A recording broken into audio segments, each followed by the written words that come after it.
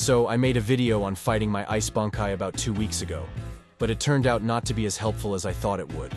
A few people reached out and told me how helpful it was, but I had even more people asking me to do the fight for them. I'm just gonna say this now.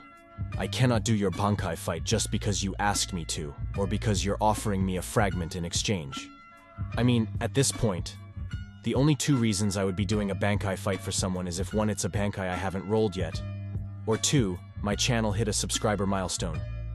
But aside from that, the goal of this series is for you guys to be able to beat your Bankais yourselves. In my Ice Bankai video, I only said which skills I required and the purpose behind them. I never explained how to use them, when to use them, how my keybinds are organized, and so on. Now, with that being said, if you've watched any of my Bankai videos and still struggled with using my method or the speed method, this video is a thorough breakdown just for you. Before we get started, I really need y'all to subscribe in case y'all haven't already. I do take this very seriously, so your support means a lot to me. Honestly, I used to feel like the keto method was a common sense thing at first, but I realized it's only like that for me because medic and keto are my go-to skill trees. A lot of your ranged attacks only travel in one direction, so the first thing you want to do is run back when you start the fight. The boss is going to run up to you before attacking each time, so you're always going to be able to start the fight with your main damage-dealing move.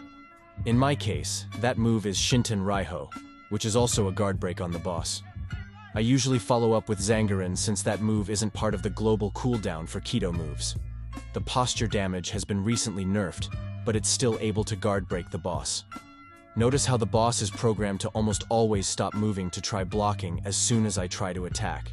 Because I'm able to keep that in mind, that's something I'm able to capitalize off for a free guard break.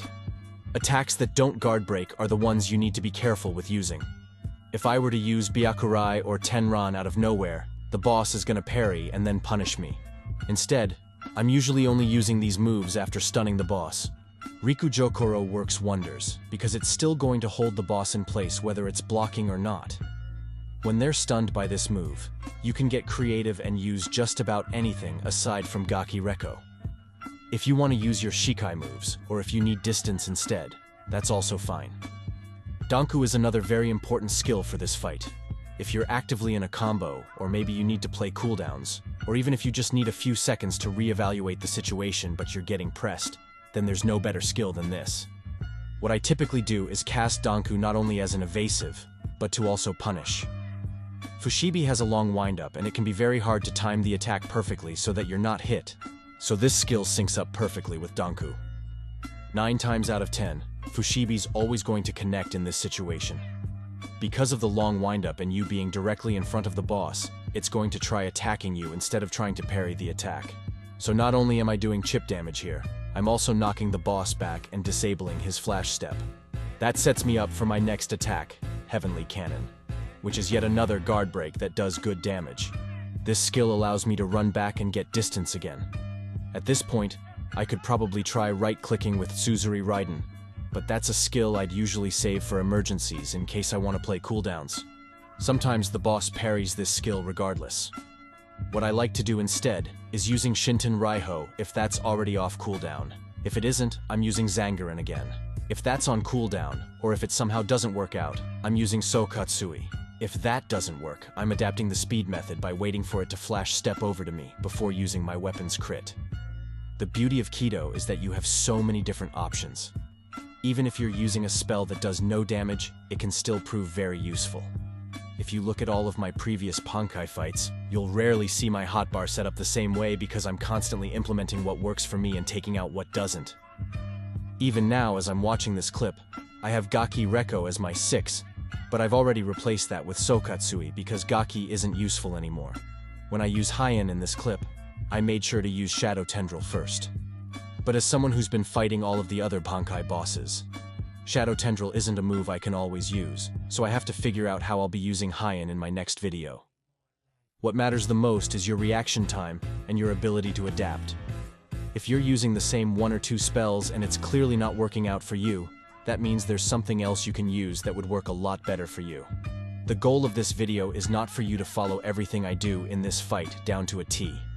The goal is for you to start being creative with what exact skills you can use, and how to use them to combat against the things that are tripping you up in your fight. For example, you may not always need to use Danku.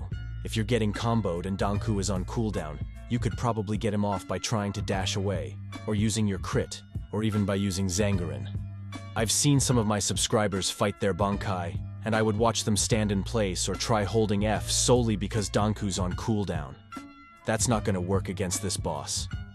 I strongly encourage you guys to not be afraid of waiting for the boss to come your way before using your crit. Just because you're using Keto doesn't mean you have to limit yourself to ranged attacks.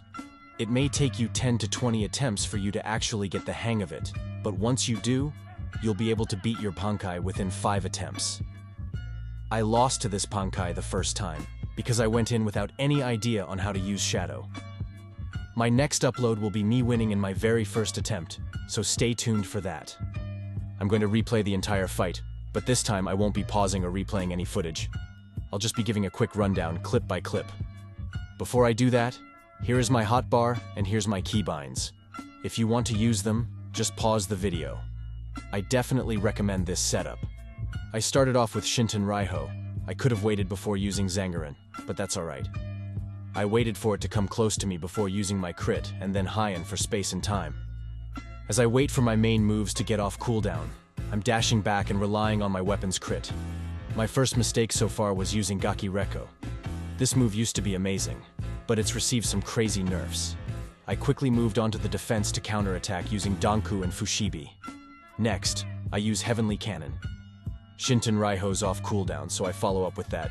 Zangerin next. At this point, I'm using filler moves, but I personally recommend dashing away and waiting for the boss to catch up to you so that you can use your crit. If it ever guard breaks him, use Tenran to do good damage and get space.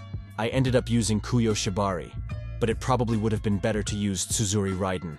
That way, I could play cooldowns while setting up for a Heavenly Cannon. This truly is all you need to know for this Bankai fight. Here on, you'll see me repeating the same steps until I win. If this video helped you out, or if you have any questions, please comment them down below. I reply very quickly. If this video helped you in any way, or maybe you're interested in anime-based games in general, subscribe to the channel because I'm going to be doing videos similar to this one as well as videos on completely different games. Take care.